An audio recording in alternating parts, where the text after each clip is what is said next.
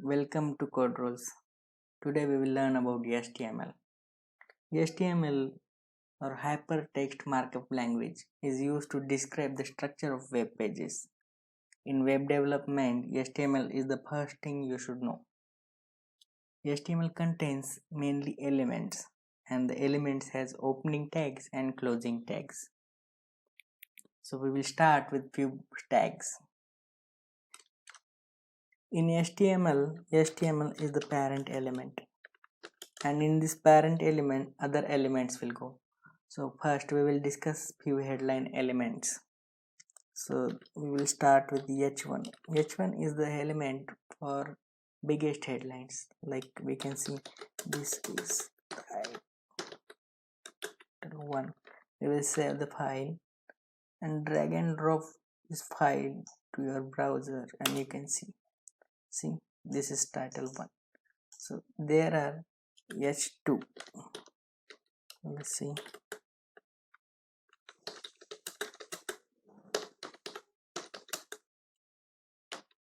We will save and refresh our browsers, and you can see this is title 2, and you can go till h6 like h3. So I will show you how the text will appear.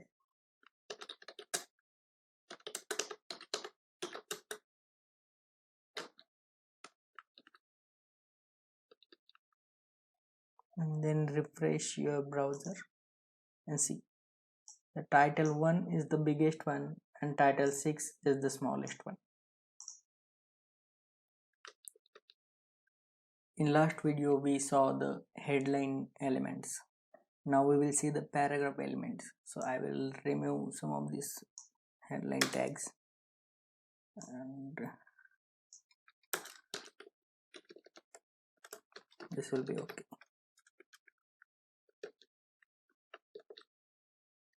And you can add the paragraph element like this. Here P refer to paragraph element. You can see the P is short for paragraph element, and you can write my.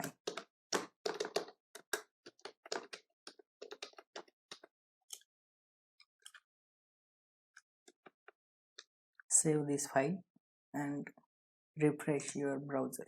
You can see my first paragraph. You can write multiple paragraphs like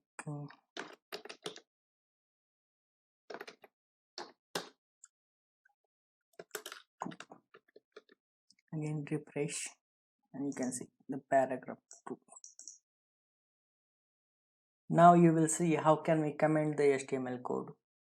So you can add this, and yes, VS Code completes your remaining tag, and you can write in between like this is comment. Save it. See, you have written a comment here, and it will not affect the outputting result since you have saved the file. Refresh your browser and you can see this is comment text in the browser. You can use the comments to write some important notes and instructions, or if you want to make some code inactive, then you can use the comments like this, and this part will go here. Now you can see the paragraph 2 is commented and it will not affect the outputting result. When you refresh the browser, the paragraph 2 is not here. That's it. Now we will see how can you add an image in your web page. To add an image, you have to add image element in your code. So we will simply delete this, and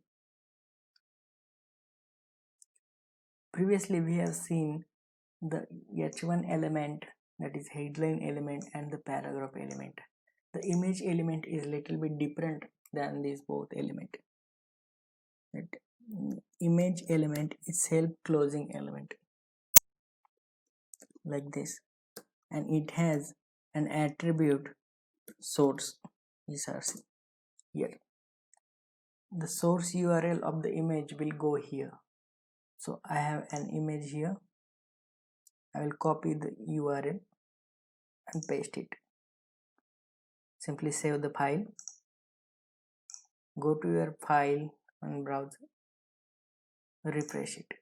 Now you can see an image has been loaded here.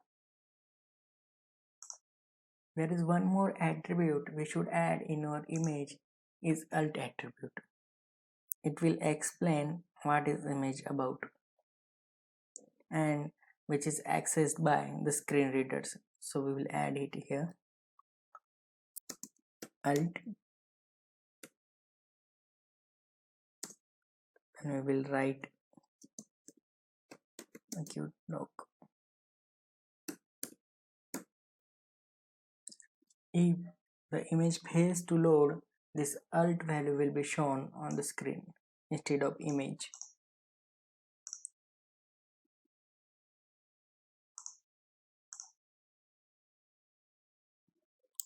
The anchor element is one of the most important elements in HTML. When you need to link content outside of your web page, you should use anchor element. So we will write anchor element. This is the destination web address of your content should go here in the href attribute. So I will write the URL of my blog here.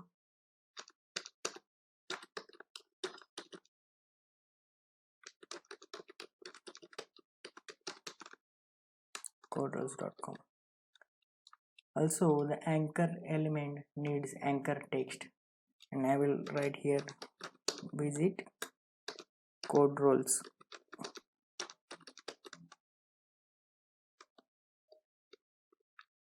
Save and refresh your browser. You can see the visit code rules here, but it is not shown properly. It should be below the image, I think. So we will add another tag here. It is a simple break tag. It will add a simple line break. Save and again reload. Now you can see it is below the image. Now click on visit code rules, and you when click on the visit code rules, the coderules.com site loads here. But the one thing you have noticed that the coderules.com loaded in the same tab, but now I want the coderules.com should be loaded in new tab. So go to the previous file, that is, and to load code rules in a new tab, you have to add one more attribute, and that is target, and its value should be underscore blank. Save it and refresh. Now click on visit code rules, and you can see the coderules.com is loaded in new tab, and your previous tab is present here.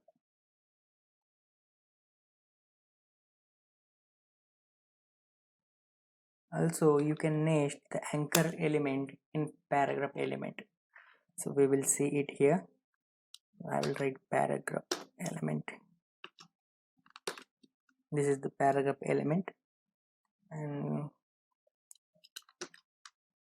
learn to code at coderules.com. This is our paragraph. So I want this coderules.com should link to my blog. That so I will add an anchor element here. This is, and we will add this coderules.com as anchor text, and the destination address will go in href attribute. So our URL will be this. Copy it and paste it here. Also I want it to load in a new tab, so I will add target attribute to target underscore blank. save it and reload. Now you can see our paragraph learn to code at coderose.com, and coderose.com is a link. When you click on coderose.com, it will open the Coderose blog in new tab.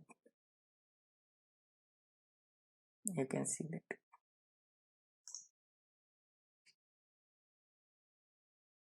Also, we can turn an image into link too. So we will see that. So anchor element,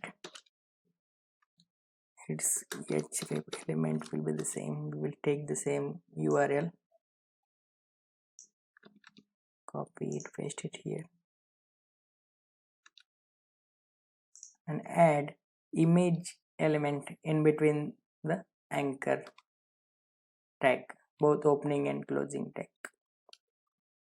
So I will add img, and its source attribute will have the value. I have one image saved locally.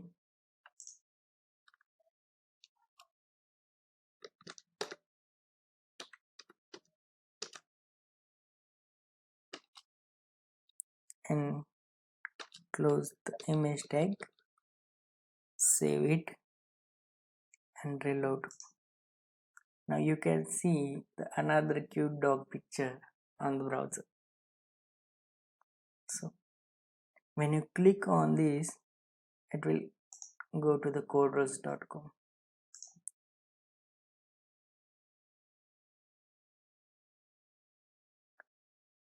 When I hover on the previous image, you can see the difference between arrows.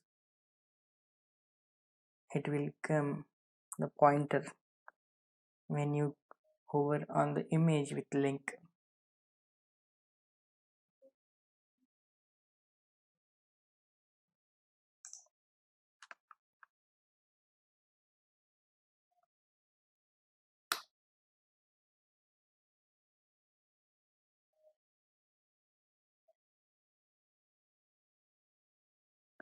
So now we will see how can we list the things on our web page, that is list in HTML.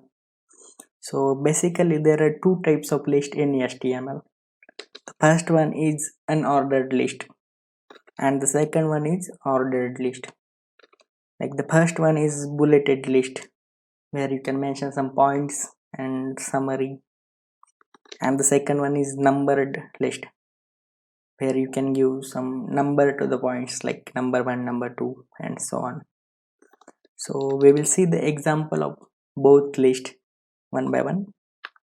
So first we will see the example of unordered list. So I will write down here UL, that UL is the tag for unordered list, and the list atom goes in between like this. So before starting, I will give some brief title to this list here. So add a simple paragraph element and I will give the title. And now we will add the list item.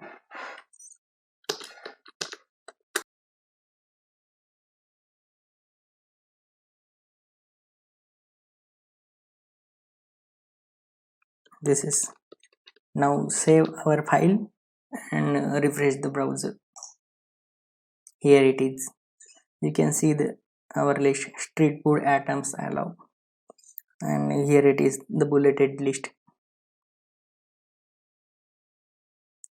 So we will see the example of ordered list. I will give some brief title here. So add the simple paragraph element. So this is the title of our ordered list, and I will start my list from here. So I will write OL. OL is the tag for ordered list, and the same again, the list item goes in between the opening tag and closing tag. Here is list item 1.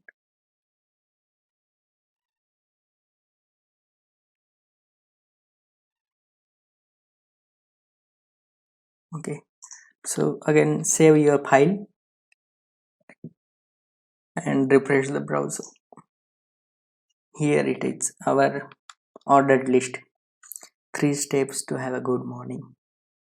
It is number 1, number 2 and number 3. That's it. Now we will see the input fields in HTML.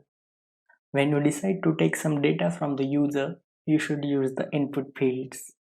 And here we will try the input field type of text. So I will type input type text.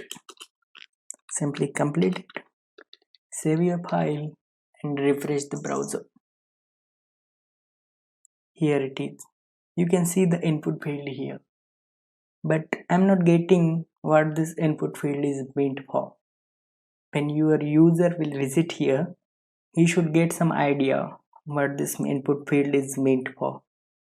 And so we can show some message to the user in the input field, and we can do it by using the placeholder attribute. So we will add the placeholder attribute here,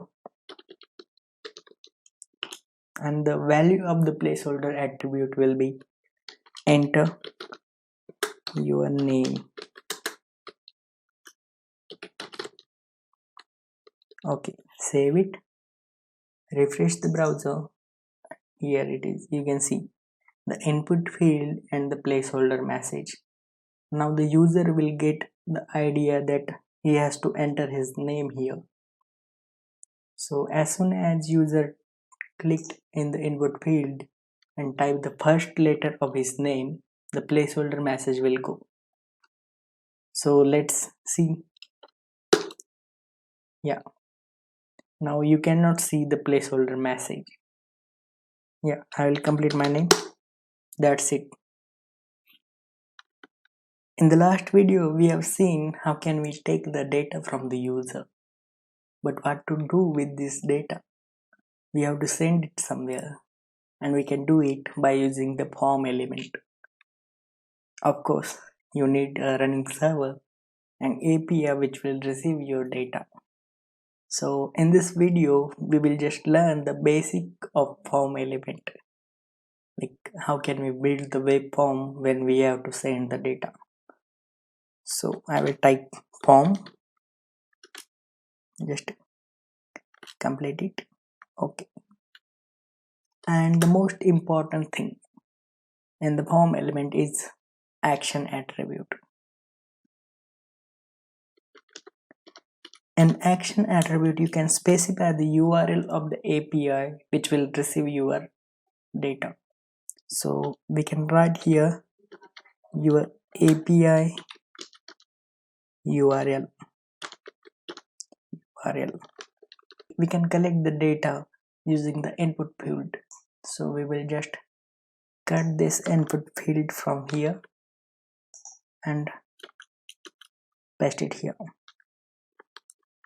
Okay, save. But now we need something which will invoke the API and send the data. So we will add a submit button here. So I will simply write button type submit. Okay, complete it.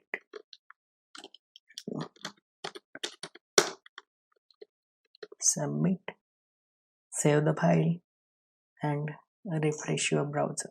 Okay, you can see the submit button here. And one more thing, your button element should be always the last element in the form. So when you have a running server and an active API which will receive this type of data, you can add here your name, Gaurav, and click on the submit button, and you can send this data to your API.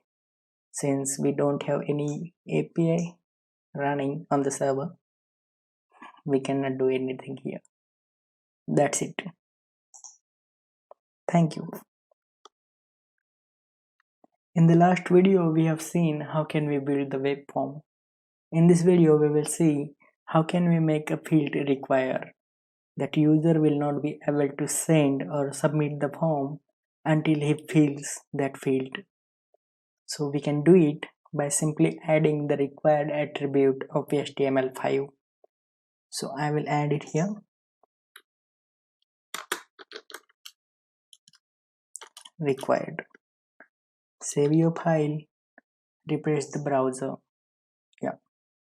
Now I will try to submit the form without adding something here. And here it is. You can see the HTML5 message. Please fill out this field. It is clearly specifying that you cannot submit the form until and unless you fill this field. Now I will try to add something here and click on the submit. Now you can submit the form. That's it. Now we will see radio buttons in HTML. When you want only one answer out of multiple options from the user, you can use radio buttons. Radio buttons are a type of input element. Previously, we have seen a video of input element type of text. If you haven't, I have given the link in the card above. You can see it. So now, here we will try the input element type of radio. So let's see. Now first, I will comment out some code so that you can clearly see what is going on the screen. So I will comment out this section of code. Yeah, the shortcut for commenting out a section of code in VS Code is Ctrl+K+C. Now save the file and refresh the browser. Yeah, you can see the list are gone. Now I will add the set of radio buttons in the form element.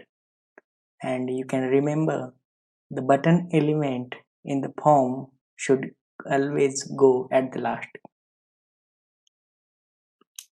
So I will add the set of radio buttons above the button element here. Okay. The radio button contains the label element and input element. The input element should always be surrounded by the label element. So first we will write the label like this, and then the input element, and type of course radio. Okay, there is one more important attribute, and it is the name. Since we are creating a set of radio buttons, it should have some group name, so that when you select the one radio button, others should get deselected automatically. We will see that when we complete our set of radio buttons. So I will give it a group name as gender. Simply complete it and write on male. Now simply copy your radio button and paste it here. Again. Okay. Now change the value.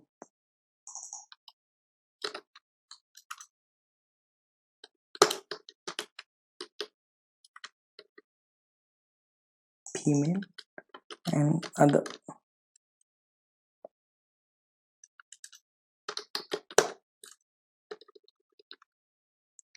Okay. So save the file and refresh the browser. Yeah. You can see the radio buttons, but it's not looking good. So it should be one below the other input field, radio buttons and button. So we will simply add the break tag. Break tag is really helpful. Add one more. Copy it and add it again before the button. Save and again refresh your browser. Yeah, you can see it. Now it looks good. It is best practice to add a for attribute to your label element. It helps the assistive technologies to specify that this label element is in relation with this input element. So we will add for and we will give it a value male. Okay, again I will add a for attribute for second label, give it a value for female, and similarly for third.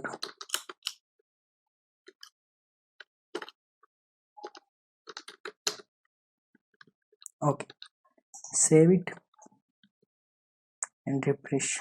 Of course you will not see any change. And now the important thing is adding a value to your radio buttons. When a user hits submit button, there should be some value to a gender field which will be received as a parameter value by API. So we will add the value. If you don't add any value to radio buttons, the default value will be on, and of course which will not be useful as a parameter value.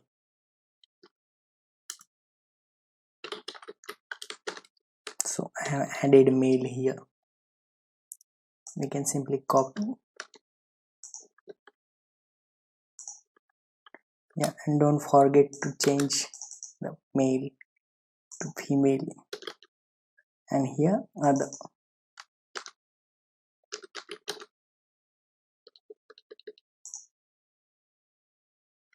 Now when user will hit the submit button, the gender parameter will be equal to, like, if I selected the male, it will be equal to male. If I selected the female, it will be equal to the female.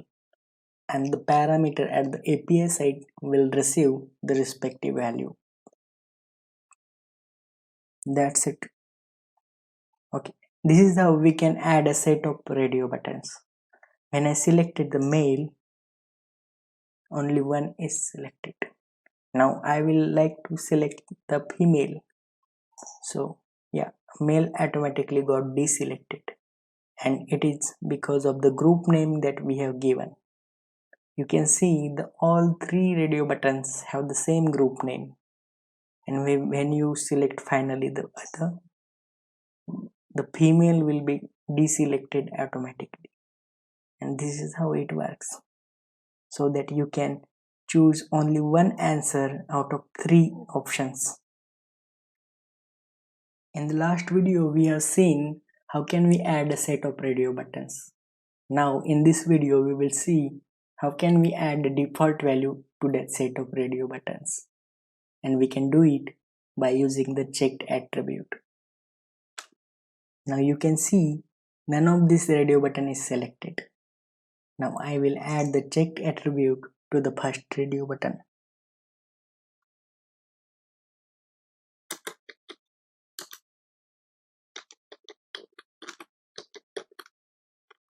Save the file and refresh the browser. Now you can see the male is selected by default, and when user hit the submit button without doing any changes here, the default value for the gender parameter will be male. Now we will see the checkboxes in HTML. When you want multiple answers for a single question, you can use checkboxes. Checkboxes are a type of input element. Previously, we have seen a video of input element of type radio. If you haven't, I have given the link in the card above. You can see it. Now we will add our set of checkboxes above the submit button and below these break tags. Now again, the checkboxes contain the label element and input element, and the input element is surrounded by the label element. So first we will write label and in between the input element will go. Input type, of course it will be checkbox,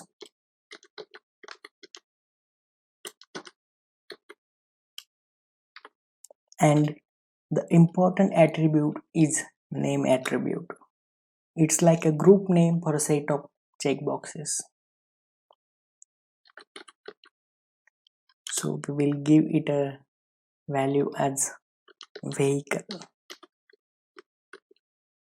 Okay, complete it. I will write a car here. Save. Now copy this checkbox and paste it again like this. Change the value.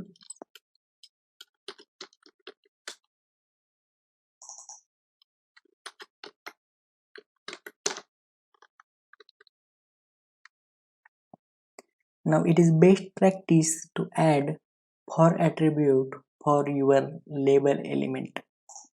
Basically, it defines the relationship between input element and that label element. Like this label element is meant for that input element. So we will add the for attribute and the value will be same as the car for the second label and the third label. Okay, so save it and refresh the browser. Yeah, you can see the checkboxes here. Again, we need to add some break tag below our checkboxes. Save and refresh. Yeah, now it looks good. Now the important thing is setting the value for your checkboxes. When user hit the submit button, this is the value which will be received at API site. So we will set value.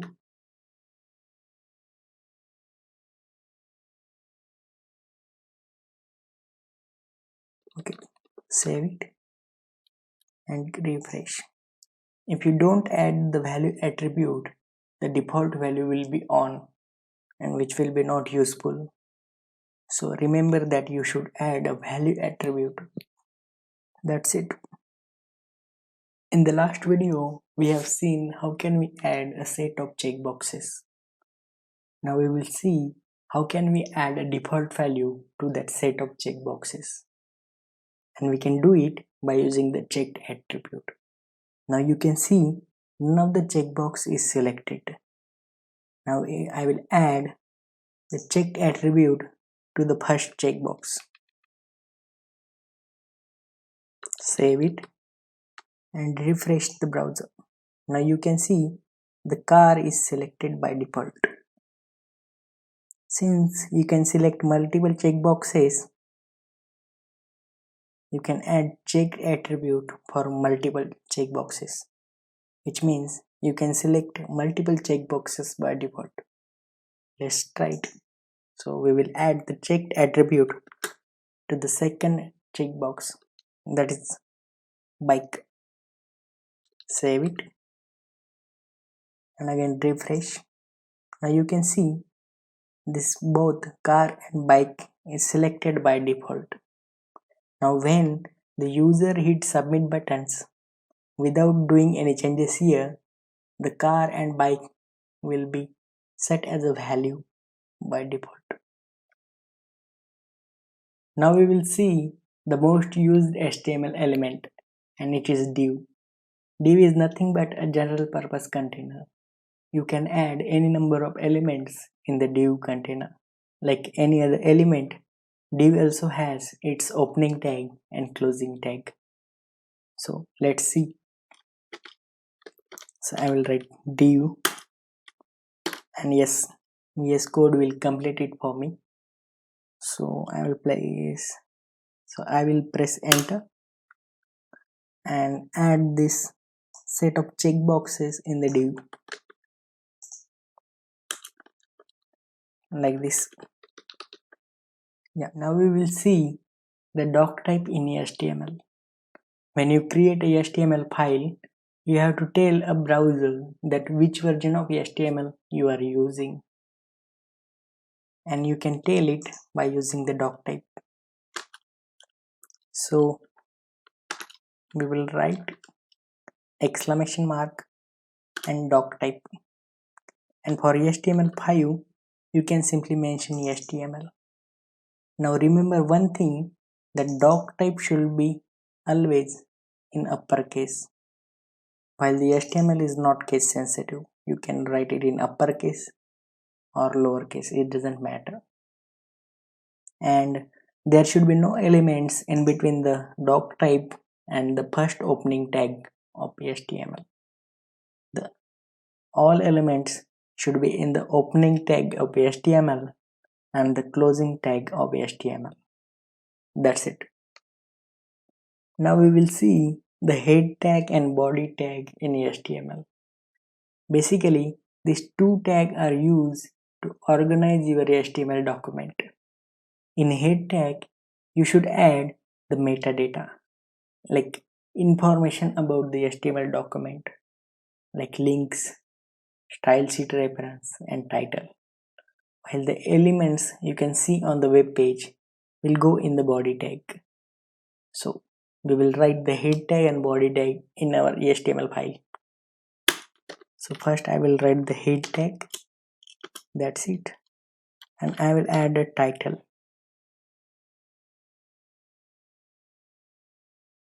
Okay, so this is the title, and now below the head tag we will add a body tag.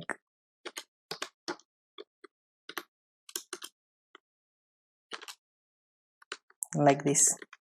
Press enter. Now all our elements will go in the body tag. Cut it and paste it here, like this. That's it. Hello everyone, this is Gaurav from Code Rolls. If you like this video, please hit the like button and share this video with your friends. Also subscribe to my channel Code Rolls. Click on the bell icon to get the latest updates. Thanks for watching and supporting Code Rolls. Happy coding!